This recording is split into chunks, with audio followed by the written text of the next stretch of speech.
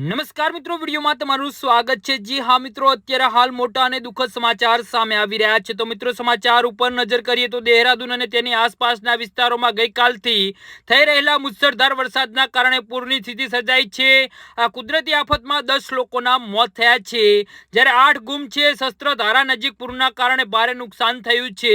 મુખ્યમંત્રી પુષ્કરસિંહ ધામીએ દુર્ઘટનાગ્રસ્ત વિસ્તારોને પૂર પીડિતોને સંભવિત તમામ મદદ કરવા આશ્વાસન આપ્યું છે। જે હા મિત્રો, અત્યારે હાલ મોટા અને મહત્વના સમાચાર સામે આવી રહ્યા છે। માલદેવતા ક્ષેત્રમાં નદીના પૂરમાં આવતા રસ્તાઓ પુલ જળમગ્ન બન્યા છે। રિસ્પના બિલદાન નદીનું જળસ્તર વધતા નીચાણવાળા વિસ્તારો ડૂબ્યા છે। ઘરોમાં પાણી ભરાયા છે અને અનેક દુકાનો અને હોટલોમાં પાણીમાં વહી ગઈ છે।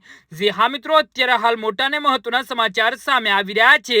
દેહરાદૂન પાવડા નેશનલ હાઈવે પર પ્રેમનગર નંદા પોલીસ સ્ટેશન નજીક બ્રિજ પાણીમાં તણાઈ જતા પરિવહન સેવા ખોરવાઈ ગઈ છે। મૈસૂરી દેહરાદૂન રસ્તા પર અનેક જગ્યા ભૂસ્ખલનની ઘટનાઓ બની છે।